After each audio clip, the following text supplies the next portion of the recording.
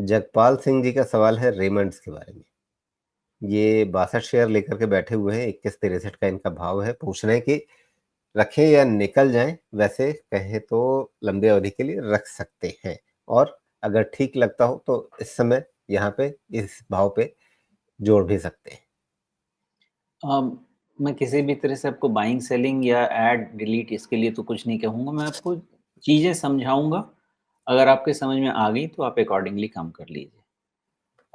मुझे ऐसा लगता है कि जिस तरह से अभी कंजम्पशन, रिटेल इन सब के थीम्स चलेंगे, ये सब कहीं न कहीं चलेंगे, लेकिन रेमंड्स का मुझे लगता है वैल्यूएशन उसके आड़े आ सकता है।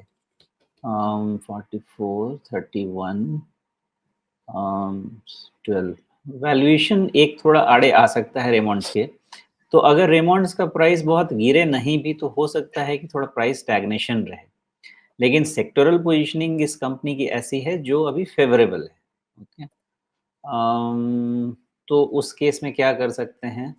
अभी जो रेमंड्स दिख रहा है मुझे, वो यही है कि थोड़े से पैरामीटर्स नेगेटिव हुए पड़े हैं। ओके। सारे डीएमएज़ आपके 1650 के आसपास से शुरू होते हैं, रादर 1600 के ऊपर शुरू होते हैं, और इन सब का एक बड़ा छत बनता है 1680 के आसपास। आप इसको राउंड करके 1700 रख लीजिए।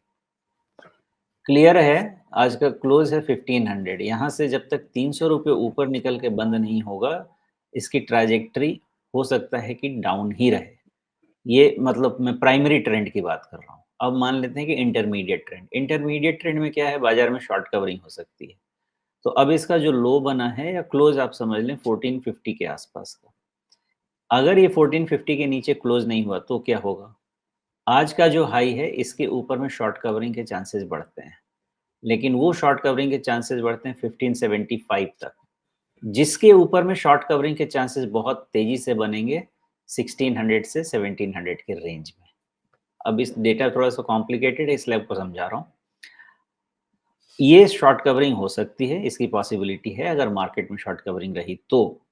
कब तक? जब तक 1450 के नीचे क्लोज नहीं हो तब तक, या 1425 के नीचे क्लोज नहीं हो तब तक शॉर्ट कवरिंग के चांसेस हैं। लेकिन वो शॉर्ट कवरिंग इसको 1700 के ऊपर नहीं लेके जा पाएगी। इन केस 1700 के ऊपर लेके जा पाती है तो आप समझें कि इनमें एक नई ऊर्जा आएगी और फिर ये आगे चलेंगे उस सिचुएशन में, और उसकी इवैल्यूएशन करेंगे तब। जी। लेकिन सुमेश, इनका सवाल जो है वो ज़्यादातर मतलब फंडामेंटल तरीके से है कि लंबी अवधि के लिए रखना है या लंबी अवधि के लिए जोड़ना है। तो वहाँ पर तो टेक्निकल के साथ-साथ मतलब हमें ये देखना होगा कि फंडामेंटली ये कैसा लग रहा है इस समय, और वहाँ पर आप कह रहे हैं वैल्यूएशन को लेकर के चिंता है। मैंने पहले लेकिन फंडामेंटल इसीलिए कवर किया राजीव जी कि वहाँ पे जो मुझे लगता है कि फंडामेंटली सेक्टोरल पोजीशनिंग इसकी ऐसी है कि इसमें कुछ नेगेटिव नहीं कह सकते। लेकिन जो वैल्यूएशन का पोजीशन है और उसके अगेंस्ट जो अभी आप दिसंबर का सेल्स ग्रोथ वगैरह भी देखेंगे, तो ये हो सकता है कि स्टैग्नेशन में, अंडर परफॉर्मेंस में जाए। इसलिए जब तक आप उस फंडामेंटल को एक मोमेंटम जो 1700 के ऊपर लगेगा, उस मोमेंटम से मैच नहीं कर लें, इसमें लॉन्ग टर्म पैसा लेके जाना मेरे हिसाब से अंडर परफॉर्मेंस का रीज़न बन सकता है। लेकिन से 1700 के ऊपर में कुछ ऐसे ट्रिगर्स होंगे जो हाई वैल्यूएशन को भी सपोर्ट करेंगे। वो उसी समय समझ में आएगा, इसलिए मैंने बोला कि उसकी वैल्यूएशन तभी कर पाएँगे। जी। लेकिन इसकी एक बात समझ में नहीं आ रही है कि इसके तिमाही नतीजे किसी समय 1800, 1900, 2000 करोड़ रुपए इस तरह के लेवल्स पे जा रहे थे और फिर एकदम से घट गए। कुछ हाइव ऑफ हुआ था क्या? हुँ, हुआ है। लास्ट ईयर अगर आप इसमें पढ़ें तो इनका कुछ लाइफ़स्टाइल बिज़नेस का डीमर्जर हुआ है, ओके? ओके।